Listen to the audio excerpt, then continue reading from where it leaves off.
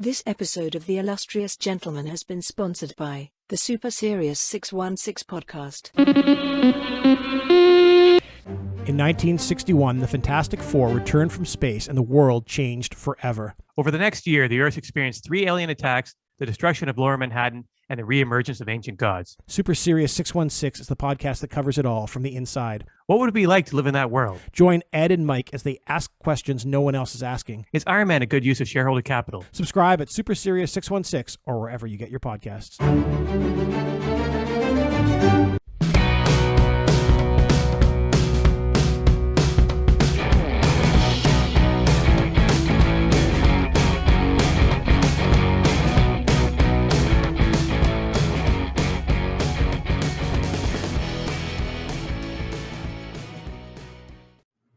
It's the same. It's a flip book, which we'll get to. You've never read that comic? No. Oh, yeah. It's a flip book. Basically, that's the B team, and then the A team's on the other side. Gotcha. Because you don't recognize any of them. I'm sure you recognize Shaft. Who doesn't? Yeah. All right, you're gonna have to project a little bit today because I can't up your audio. Yeah, you bring us in. All right. This is the 214th episode of the Illustrious Gentlemen. That's Scott. I'm Ryan. And today we're recording from Oro Brewing. Oro Brewing Company is a locally owned and operated small batch brewery and tap room located in historic downtown Mesa. You can go to their website, orobrewing.com, OROBREWING.com. So thanks to Oro for having us out because it's a special show, Scott. Did you know that? Special week. I am told this much. Yes. What makes it so special? It is our 5th anniversary show. Oh my God! Which anniversary is that? Wood. Wood. Yeah, it's Wood, baby.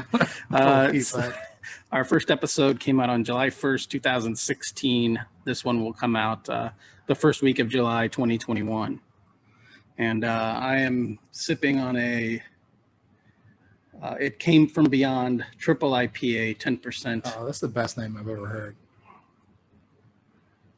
And Scott is drinking a Trigo Suave American Tangerine Wheat Ale, 4.9%. But we're not going to hold that against you. As you do research, I told you it's flipbook research for today's episode. This is the first time you've ever taken a look at Youngblood #1. It is. Yeah, it is. I'm not familiar with the Extreme universe. I may have an odd issue of something with Chapel in it. Mm-hmm. That's a Spawn. Yeah. Well, that's not a Spawn. I brought that issue. It's oh my God. It's somewhere. Oh, maybe I left it in the car. No, I was going to show it to you. I didn't see it, but yeah. So we're blowing the lead here. So we're going to skip Tig Talk and just get down to it since the brewery opens in about an hour. Next year is going to be the 30th anniversary of the birth of Image Comics, and I assume a ton of podcasts and websites are going to be doing shows. So we're celebrating the 29th. Dedicated to them, so we'll get the jump on them because we're leaders in our field. Right. and so we're going to do our 29-year celebration by talking about the 7 books from the 7 Image founders, the OG 7 comics. And we're only about a block west of where I met the Image founders and had dinner with them back in like 09, Free Comic Book Day 09, 210. My infamous story where I had to leave dinner with Jim Lee and Mark Silvestri to go pick up a car from a tow yard. But yeah, that was just right up the road at a restaurant that's not there anymore.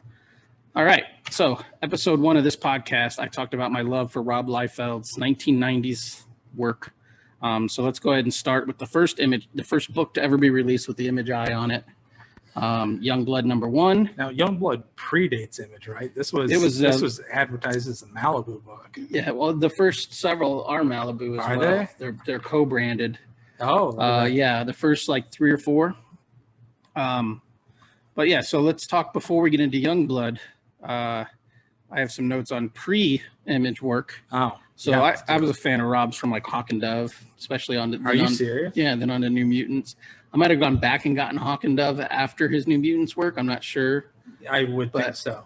But yeah, I wasn't just like waiting at the store at the shop on Wednesdays looking for Hawk and Dove. So yeah, I liked his work on New Mutants, obviously X-Force, He created Cable and Shatterstar, which I think are fantastic characters. Yeah, Okay. great. They're great. He was 22 when he was doing New Mutants and X-Force. I have children older than Rob Liefeld when he created Cable and And they're doing Shatterstar. nothing. It shows that he had the youth there, but it's also fucking insane that he was only 22. This is all too young. You were too young for all this, right? Yeah, I was not there at the beginning. you I ever- think at this point, like by the time like Wildcats 1 comes out, I'm still buying Jim Lee X-Men back issues. Okay, so have you ever gone back and read Rob's like New Mutants work or the early X-Force work? I have not read any of it. No. Okay. I have some of it, but I haven't read any of it. Right. No. Well, that's kind of what. We should have talked about this off air, but I have no intention of. We're not going to dog these books. We're going to talk about what we like about them. So if you're looking for a podcast that's going to piss all over Rob Liefeld, there's plenty of those as well. This one's not one of them. So what's your first impression then? By the way, that's my copy because Scott doesn't have a copy. For those people out there who have multiple copies of Youngblood #1, my copy has Vogue and Shaft trading cards. Other people's copies might have different ones. I have Vogue and Shaft. Did you just notice that, or had you known that? Well, no, when I opened it last night, Oh. I got a little baked and I read through all my Image #1s, and that's when I realized it. So what's your first impression on Youngblood #1? Well, we got two of them. You might as well take one of them and flip through it. Well, we don't need to flip through it necessarily, but Yeah, it looks exactly like I would expect it right. to look. It's an odd concept because it's a flip book, which makes me think that he had like some of these in the can maybe that he didn't know what to do with. So he's gonna why introduce a giant team and then introduce in a flip book format? It's a little weird. And so are these, I having not read it, do the stories overlap? No, it's like it's like a away team and home team. Oh. The Shaft team So is the it's home not, team. It's not clever. No, and then Youngblood, Sentinels team is the away team. I see. And then we quickly, over the course of the series, the first 6 issues of the first series, we quickly kind of form into one team that doesn't have many of these B-side players on it. Are any of these other characters named after movies too? You have Psylord, you have Cougar, Photon, Brahma, Sentinel. Brahma? Uh-huh. What does that mean? I don't know. There's like a bull, like a Brahma bull. Oh, Sentinel and but he's white and blue, Right. and red. and Riptide. I'm sure there's a movie called Riptide. And then you have what's this guy's name? I can't remember now. Oh gosh, so Nobody embarrassing. knows. It doesn't matter. So embarrassing. I don't have it written down. I actually like this guy. He's like the coolest He's dude like in a- there. Oh, it's on the inside. The alien cover guy. there. Combat. His name is Combat. Combat. All right. Chapel. And this is fighting. Die Hard. That's Chapel. Die Hard, Vogue, Shaft, and Bedrock. At this point, he had Die to change. He had to change Bedrock to Bad Rock due to copyright Die Hard, concerns. the movie was what year? 90? No, like 88. Really? Yeah. Okay. So anyway, it predates Youngblood. Yes, it does predate at least this version of Youngblood. Correct. And I thought I brought it, but I guess I don't see it. I must have left it in my bag or at home or something. But I think it's Youngblood #9 that has a double page splash of Chapel killing himself and Spawn's in it. Huh.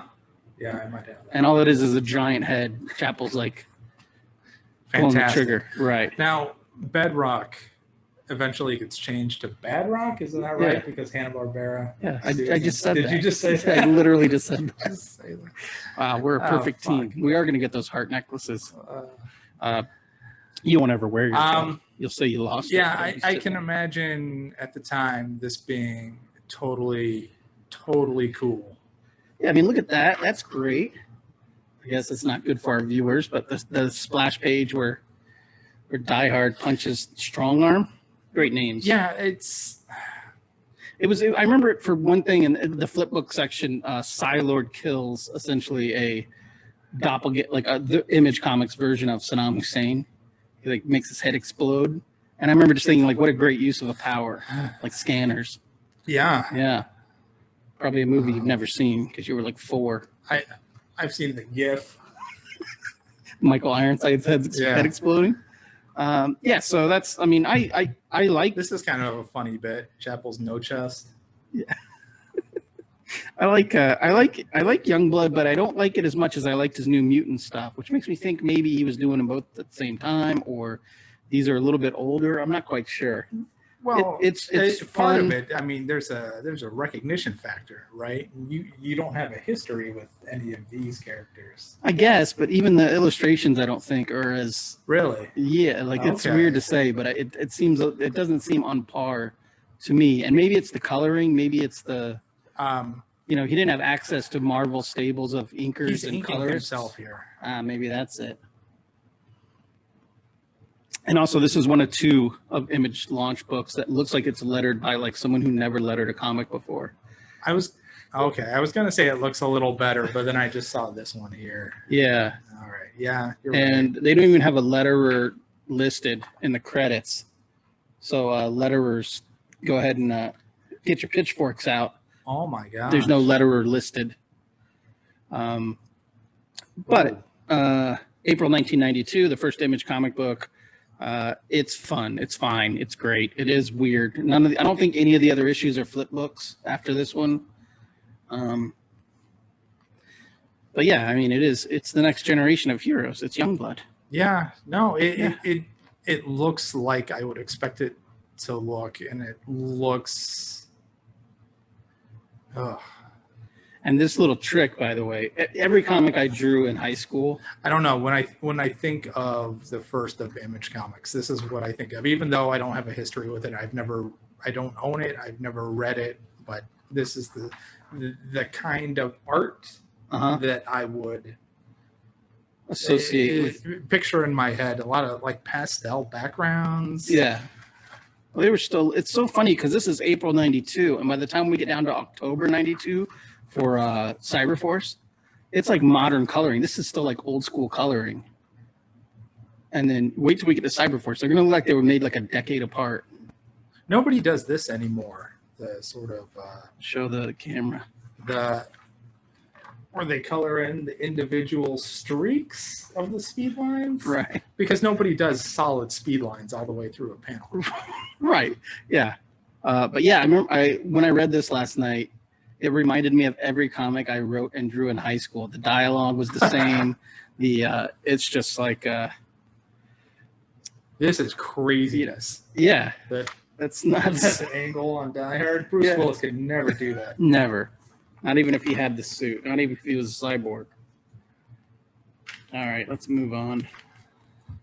But yeah, I will not apologize for my.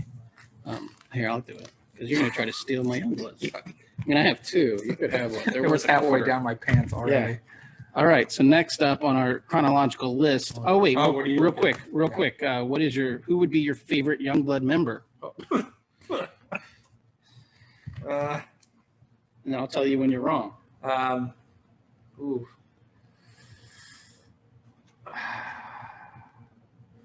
GW Bridge, I guess. Sentinel, you mean? Sure. Okay. I don't remember. He wasn't around very long. I'm going with the A-Team, and I'm going with Chapel. I always thought Chapel was cool. He does have the best look. I mean, think about it. They took the coolest part of Punisher and just put it on his face. Is that makeup or is that a tattoo? No, it's makeup. I think there's a comic once where he's putting it on like Dutch and Commando, like putting on his makeup. He's doing that. But yeah, he didn't stick around long. 9 issues till the end. Next up is Spawn. Ooh. I think we both have a copy of Spawn #1. Mine is signed. Didn't you say yours was signed? Every time I say it, I have to say it like John Leguizamo in the movie. Spawn. Spawn. Yeah, mine is signed. As is mine. Ooh. Where's yours I signed? got gold. Oh, yours is probably fake then. Let's compare. I didn't even see it. Oh, wow. Did you get it signed when you went to the office to talk to him, to meet him? Spawn No, #1? I got mine signed at Bad Boy Con 96. Ooh, was that the one at the Rock and Rodeo? It was. I was there. Yeah, that's probably where I got my signs in as well, but mine is in the better silver. He probably just liked me better. I think that's the one our mutual friend got thrown out of for harassing said artist. Oh, possibly. Yeah, so this one, professional letterer, Tom Orzechowski, came over from X-Men. Still doing it. This is also one of the Malibu co-branded ones, printed by Malibu.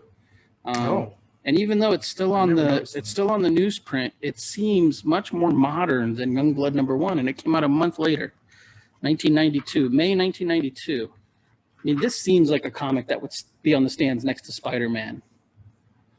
You know, it was right up there with the rest. Oh yeah, of it. content-wise, this is miles ahead of Youngblood. Yeah, it's just bizarre that they're only a month apart. Again, I love Rob's work. Okay, so did you go back and buy back issues of Todd's Spider-Man work? No, I don't know any. Oh, really? Spider-Man stuff, none. Wow. Yeah, I was thinking about that last night while I was pulling this stuff out. The only previous work I have of anybody is Jim's X-Men stuff. I don't have any Spider-Man by Todd or Eric. I don't have any of Wils's Uncanny stuff or Silvestri's. Wow. Nothing. So I have nobody has. So the thing that shocked me, because I had to go through most of my comic collection to pull these #1s, is how many I have. Like, I thought I quit reading Spawn at like issue 12. I must have 30 issues of Spawn, if not more. I read up to 55 before I kind of understood that nothing was really happening. And then I gave about half of the run to Bookman's for store credit. So I think I have up to 32, and I decided on 32. Right. Because that's when he got the new costume. Right. When he just had a bigger boot on one foot. Yeah, he had a club foot. Yeah. Yeah. So I like Todd's Spider-Man work, but I was never like a huge Spider-Man fan, which is when going through my lawn boxes, I probably have 200 issues of Spider-Man. Jesus Christ. But I never counted myself as a huge Spider-Man guy, but I guess I was. But yeah, I read the first maybe 20 issues or 15 issues of Spawn, and then I jumped back on when Capullo came on board, because I was such a huge fan of Greg Capullo. Yeah, that was pretty early. He came on at 16, I think. Did he? Yeah. Oh, I thought it was in the 30s. I thought it was when the new costume came out. I think 16 to 18 was his first little arc. Well, there you go. Yeah. And for me personally, the Angela miniseries, the 3-issue Angela or 2-issue Angela. 3. Yeah, that's a high point for both Greg Capullo and the Spawn franchise. 4-issue Violator mini by Alan Moore. Bart Sears. Yeah. Yeah, I didn't read that. Yeah, Bart did the first 3. I think Capullo did the last issue. Oh, did he? Yeah. Which it might have been his end for the series. Yeah. But I mean, just looking at this issue, it's super slick. I can see why so many people were so excited for it. You know, like it lives up to the hype,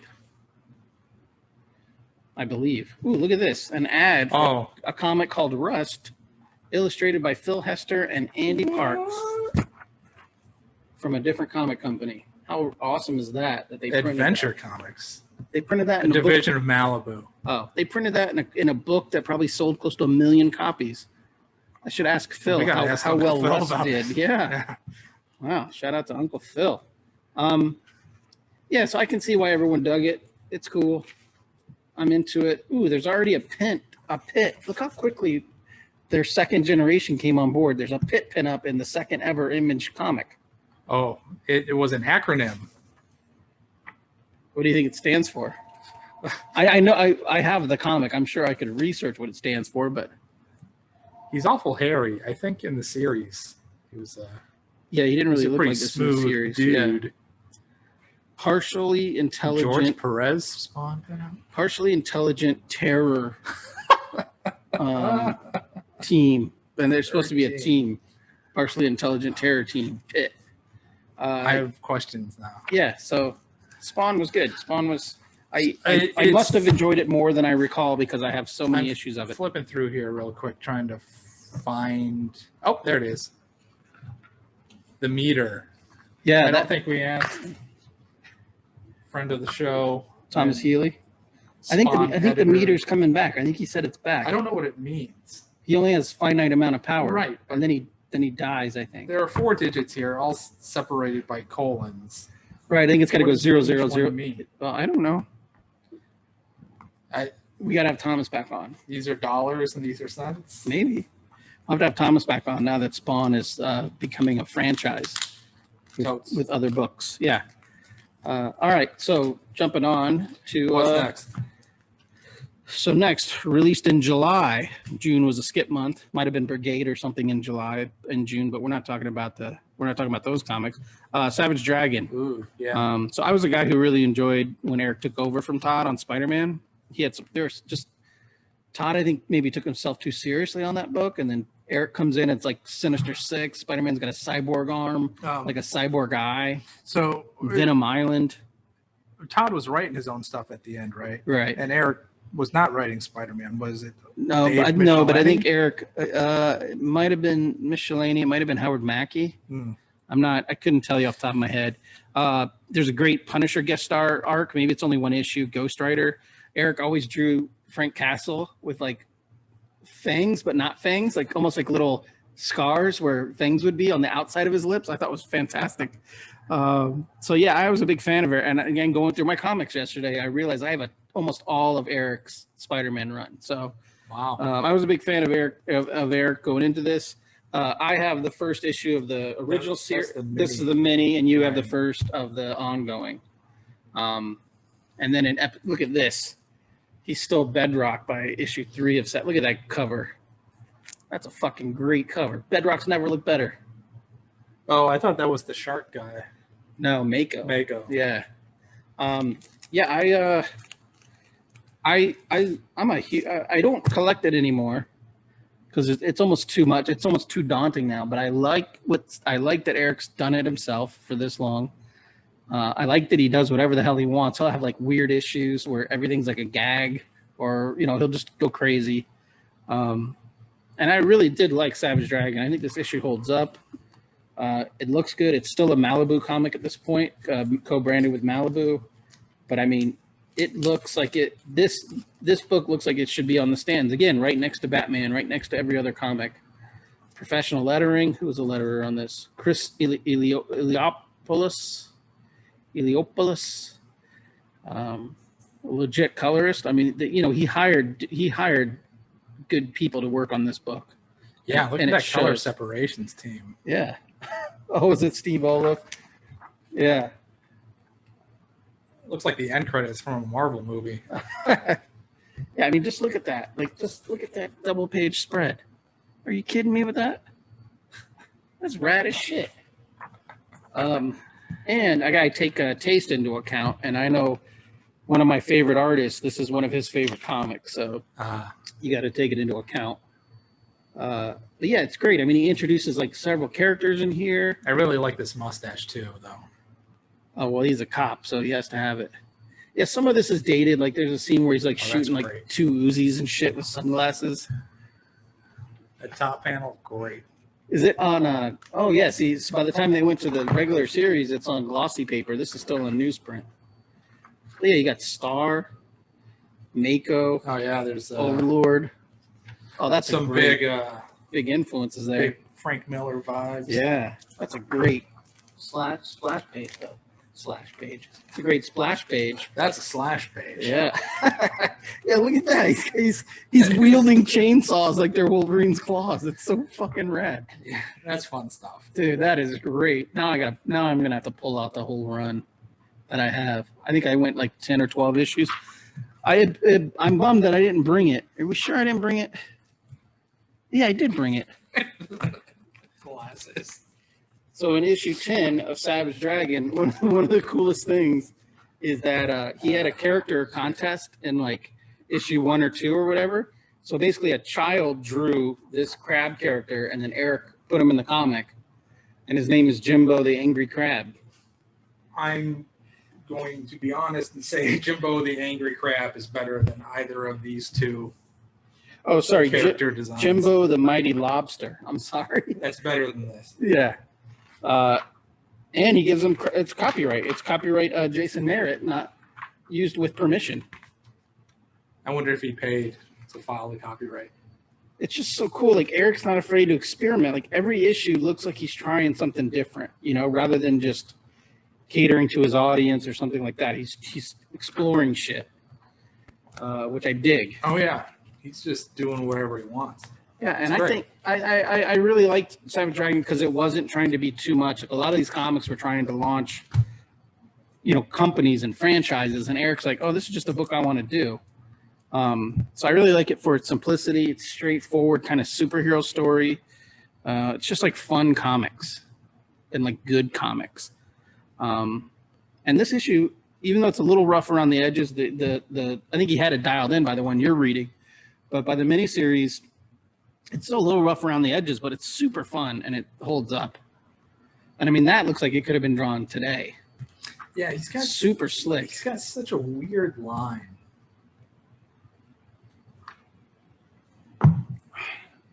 Yeah, I dig it. It's Don't try to. Oh, that is your copy. I was gonna say, don't steal my copy, but that's your this copy. tree here. Yeah. Yeah, he's a cartoonist first and foremost. That's a good word. Yeah. Yeah, I love it. I would say who's your favorite Savage Dragon, but it's gonna be Savage Dragon. And he's a cool. And I like Eric because he's just Eric. He's always Eric.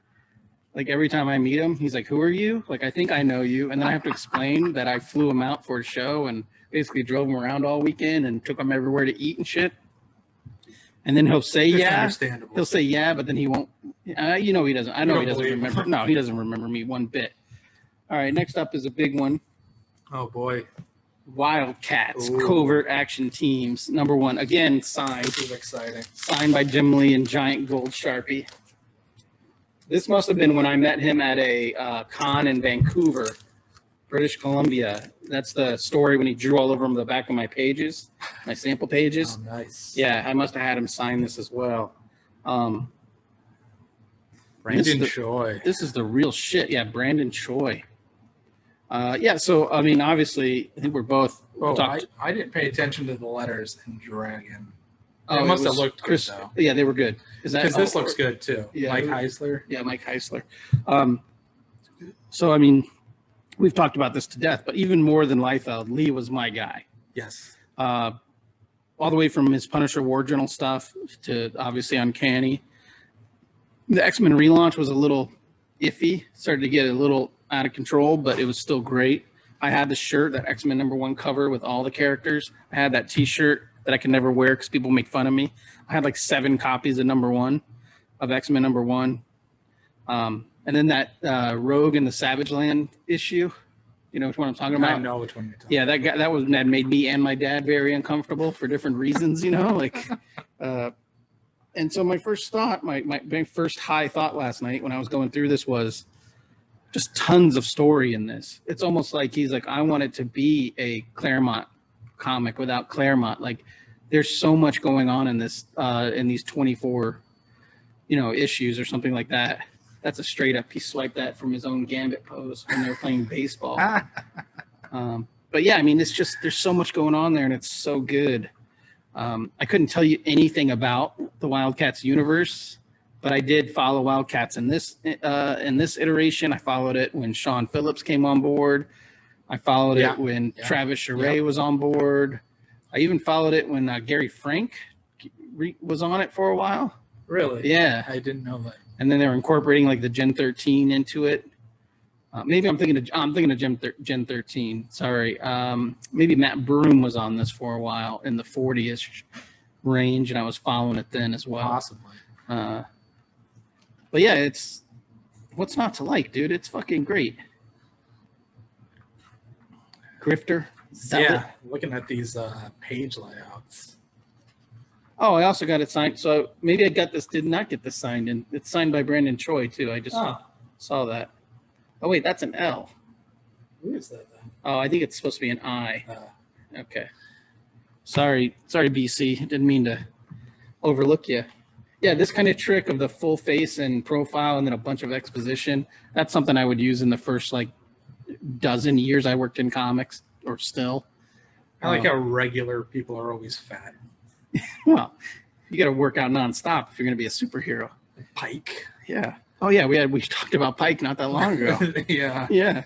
The trend of the characters in masks having things across their eyeballs. Yeah, well, I mean, continues here. Grifter. Pike, Backlash, Yeah. Spawn. Yeah. Oh, Hellspawn. I always thought Hellspawn Ooh, you was got a super cool line character design, but a terrible color palette.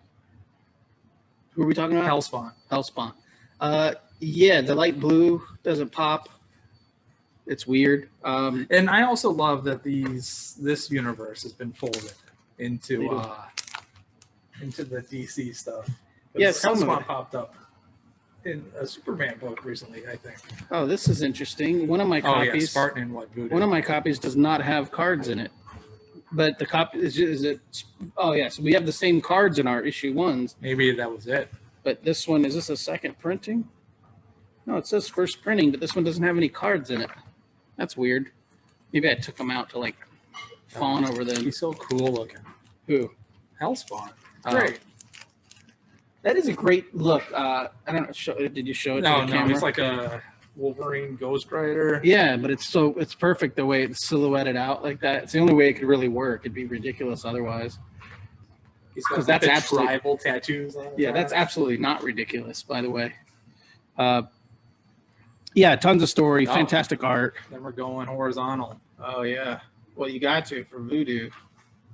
That voodoo that you do, your favorite telepath. My favorite. All right. So, who is your favorite Wildcat member? You got Marlowe/Imp, Jacob Marlowe/Imp, It's hard to Void, it's Spartan. hard to not say Grifter, right? Yeah, it's Grifter seems to I be. mean, and even his mask was always so cool and silly. 'Cause look, Don't show me. hey, I'm gonna show you because I'm talking to you. But he puts his mask on, right? One leg at a time, just like But the rest of us. If he takes it off, Uh-huh. how close is this hairline to the eyeballs? Right, he has no Right. forehead. He's just growing out his like eyebrows out of the top of his mask. Yeah, don't fuck with cold cash. Yeah, I would have to say Grifter, just because I think he's the one that holds up. Like, if you released a Grifter series right now by a top creative team, it would be a top seller at DC. Oh, and they're doing that, right? Well, he's doing He's in backups, so I'm not going to buy a $5 comic to read Right. 8 Grifter's in pages of Gotham, Grifter. and Right, I'd buy that for $1. Grifter needs his own series. But yeah, I like. I would do that book. I do. I'd like. Maybe it's. I don't know if it's socially correct now, but I like that the bigger Maul got, the dumber he got. I thought that was interesting. Oh, Because he has to get big to do certain things, but then he becomes like the Hulk, and you can't do shit. So then that's why in the Sean Phillips one, he would he never turned into Maul right. in the Sean Phillips one because he wanted to stay smart. All right, let's move on. I think the shop's about to open, and I'm gonna need another beer here in a second. Yeah, I want to get to Cyberforce. Yeah. Well, the next one you have both copies of, all the copies of. Which one is next? Son of a bitch. Shadowhawk Oh, yeah. is next. Here you go. Well, I have 3 copies of it. Sadly, where are the other 3? Since you prefaced this whole thing by saying we're not gonna shit on image books, can we just? Skip Shadowhawk. Yeah. We can breeze past it. I got some notes. Jim's probably the one guy that I never really followed in comics. Like, he wasn't one of my dudes. He just wasn't for me personally. I think people liked that he was a throwback guy. Like when he was on Guardians, I think people liked that it was like a Throwback to like the 60s, like storytelling wise. It was like an old school kind of guy. Okay. When everything else was getting like super crazy, he was dependable. I bowled against All right. him. That story's like in episode 3. But I really do like the idea of Shadowhawk next to like maybe Savage Dragon. Well, I guess Savage Dragons keep running, but to me, I think the look is decent. The character design's not terrible. It can be modified. I think I'm surprised there isn't a Shadowhawk series constantly being rebooted with up and coming guys. Like, you're telling me there's Really? dudes who wouldn't work on a just getting paid off sales, off royalties to do Shadowhawk, like young guys. It's got to sell some amount of copies. Especially with Savage Dragon still running, Invincible ran for like almost 200 issues. How is there not like a Shadowhawk series that's still happening? But I will say this one does suffer from, it doesn't look like A it was lot of different professionally things. lettered. Coloring's not great on it. But I did like the idea of like a vigilante who is dying, who's just like, well, if I'm going to die, let me just fuck up some people on my way out. I'm a big fan of that kind of story. Yeah, I don't know a lot about it, but I think Ed and Jim would say this is as outlaw as Image an gets. book gets. Right. You're talking about cartoon kayfabe. Yeah. Ed Piskor and Jim Rugg, they like outlaw comics that are a little out of the norm. I mean, this stuff right here, it kind of smacks of Ninja Turtles. Like the Mirage Ninja Turtles, Eastman and Laird stuff. I mean, you could tell Jim was older than the rest of them just by go back one page and then point it towards the camera. The way he drew women was like the way they were drawn in the 70s in comics, like the Modesty cheekbones. Blaze. Yeah, like Modesty. They made pantsuits and shit. Like this is the early 90s. Women weren't still, well, I guess maybe they were still dressing like that, but I don't know. She's supposed to be attractive. The only thing in my youth that I knew of Jim Valentino were a couple of Guardians of the Galaxy trading cards and Marvel Series 2 or whatever, and I hated those cards. I guess if you listen to the documentary, the Image Comics documentary, he made Guardians of the Galaxy like a best-selling book. I don't understand that at all. I mean, it's and I'm not going to say it's bad. This is just not my bag at all. Right. It doesn't speak to me. Right. It's very competent and very accomplished comics, but it's just not for me, especially, I mean, Jesus Christ, especially when there's a Mark Silvestri out there or a Jim Lee out there. Yeah. There are so many other options, especially with the Image new releases that are just better. Right. Yeah, maybe this book should have been in black and white. I mean, looking at this pinup in the back, it says Jim's first drawing of Shadowhawk. Yeah, well, when you have a black this and white... this is his first drawing of Shadowhawk. So he went with the first thing because nothing is different. Well, also, if you're going to do a character design that's silver, and by the way, there's some snob out there who's like, "Oh, that's not the right cover." Yeah. That's the floppy. I have the real one. It's here. Ugh. I don't know where I left it. I have 2 copies. I have 3 copies of Shadowhawk #1. I do like the sound effects on the splash though of him getting shot. Pachoo, pachoo, pachoo. All right, let's move on to the money book of the bunch. And that. Shockingly, I mean, I kind of thought, but I never think about Cyberforce. And so Cyberforce is October 1992. The last, because Wetworks was delayed, so this is the last of the 1992 premieres. Oh yeah, both of them are signed. Wow, what the fuck? So almost in the exact same spot. yeah, so I never really think about Cyberforce, but when I was looking at it last night, it immediately stands out. This is head and shoulders above every other of the books we just looked at. I don't have the Image Zero ad in the front of mine. What? I ripped it out to get Image Zero. Oh. Yeah. So that's still the have thing. it then. Mine was cut out so that I could get Image Zero, which I have. You obviously do not It's have Image written by Zero. Eric Silvestri, who I assume is his dad and not his brother. I assume it's his brother. Again, lettered by Mike Heisler, colored by Joe Chiodo. At this point, I think this is before Top Cow, so Mark and Jim were both in homage. That's sick. But I mean, lovely. Yeah, just this book. Fuck, this book would hold up today. If this book was released this week, it would be a best-selling book. It just looks so fucking great. It has all the great cartooning, which who inked this? Oh, and Stryker. Oh, no inker. Silvestri inked this himself. Look at that. Has that I always great? love Stryker as a visual. Has that great The 3 arms. Dan Green style? The first drawing I did by myself that I remember being relatively proud of was a Stryker. Really? Yeah. All the arms? Yeah, they were great. Okay. So my 3 backstory arms on one side. my backstory So good. for Mark was obviously he's the OG, he's the best of the best. His Uncanny run is probably my favorite Uncanny X-Men run. I think he did 30 to 40 issues. He came on in the late teens and stuck around to the low 60s. Everything just so much life. He's the best cartoonist of the bunch. So much energy. Yeah, that's what you hear a lot when you watch any of the Image. He's the best documentaries. artist, but also the best cartoonist. Everybody says, right. He was the best of us. And my note here, the book never clicked with me personally. There's just so much going on all the time, but the art was amazing. I have like the first 20 issues, however many issues this ran. I have them all. Yeah, David Finch came on. Well, I probably don't have those. I remember those. But yeah, I mean, this looks like an issue of X-Men. It looks like an issue of Wolverine. It looks fantastic, and it's still on the. There's It looks a lot this, of looks this good on newsprint. yeah. He feels like the bridge between McFarlane and Lee. It feels like he takes the best of what those two dudes do, Right. and puts it together. And this panel here strikes me as having a giant Walt Simonson vibe to it.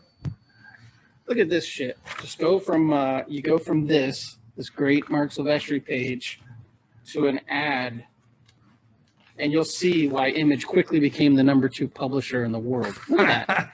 Look at that in the middle of this comic. It's comparatively boring. Yeah. It's terrible. Oh, look at that. You got ballistic. Look at it running. Look at the leg. The way the leg curves. It's so unrealistic, but it's so perfect. Like shins don't curve like that. Not in real life.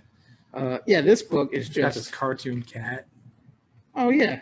Oh, he's big. He used to put cats All on. these cartoon dealy bobs Yeah. in the back. Good lord. I don't think I've ever read this. I don't know if I've ever read a Cyberforce book, Dude, it's but I've great. looked at them. Yeah. Even shit like this. This shows the confidence that he had. Like here where Velocity has been like blown up and they're coming to get her. The way he blacked out Velocity but just left her hair. Yeah. Like he just introduced that character 24 pages earlier, and he's already confident enough to be like, you know who the fuck that is. And it helps for me as a new reader that was a big fan of Jim stuff that like 4 issues into this, they have the crossover with Wildcats or whatever. Yeah. Yeah, I mean, what like the I fuck said, was at it that called? point they were in the same studio, so why not fucking do the crossover? And But yeah, this is great. it's so This is good. great. Easily the best of the bunch, without a doubt. And I don't even think it's particularly close. Oh, there's a number in the back that you can call the comic book news. I just listened to a podcast where Wonder if it's still available. I just listened to a podcast where they talked about like how you used to be able to call. It used to be called Call and Oates, and you could call a number and hear a Hall and Oates song. It's only 95 cents a minute, and it's Yeah. updated twice a week. Or you used to have to call like information and shit, but now it's like everything's internet. So yeah, Right on. all right. Love it. Easily the best of the best. Oh, who's your favorite Cyberforce member? Oh, it's Stryker. Striker with 3 arms. I'm gonna go cliche, and I'm gonna go. Actually, I'm gonna go. Cyblade. No, I'm gonna go. I'm gonna go ballistic. Heat Wave. Ballistic. Ballistic. Yes. Who was another What was case? the big dude's name? I have them all written down here. Impact. Like the font. Right. That I used for every comic early in my career. And this last one, obviously Wetworks was delayed because of Will had some family problems, so Wetworks was delayed a couple of years. Oh, look at this gatefold cover. But I could not find I know I have it, but I could not find it, and I was too tired by the time It's so it came slick around. looking. It's shocking how 2 years later this is what comics look like. This is Oh, this yeah. is only 2 years after that The Youngblood or after colors are Shadowhawk. light years ahead of Yeah. Youngblood. Yeah, everyone. So my history with Wills is obviously X-Men Blue, X-Men Gold, which I always thought when I was a kid reading X-Men, like what a great fucking concept. They'll cross over every month. You got to get both, but it's still like different different artists, but they're similar enough. Obviously, he was in the same studio as Jim at the time. So I really he did a horror book, Legion of Monsters or something. I can't remember what it was called. I only got like 1 or 2 issues of it. That was great. His X Factor run was great. He was on X Factor for a while. Really good stuff. Technically, I think Wills drew the first appearance of Cable because Cable is their kid, and Wills drew that arc. So this is like. Oh no, sorry, John Romita Jr. This is drew the Commando first appearance. dudes in gold symbiote armor fighting werewolves. Wow, that's the best, most succinct way to explain that. It's great. That is some bonkers shit. It's It great. is. Yeah, I don't know if I have more than 2 or 3 issues of Wetworks. And this, you get a big hit of it throughout the book, I think. Predator is a huge influence on this book. The interior red lighting of this transport ship or whatever. Why not? Yeah, they all got the eye paint on. They're getting ready to get some shit done. Right, I can hear the song playing. This is another book along with Cyberforce. This has ties to the entire like Jim Lee universe, international operations. I think some members of Team 7 are now on Wetworks. Everybody was a covert ops. Right. Right. Yeah. Super soldier guy. Yeah, so like I don't have much history with Wetworks because I think at that point I was so far past it. I think I did pick up the first couple issues. Look at that. Which one? That character design. Yeah. That arm's fantastic. And Wills is one of those guys who the other guys said he was the most fundamental of the artists. They've often said he's the best, has the best anatomy, has the best understanding of kind of the figure.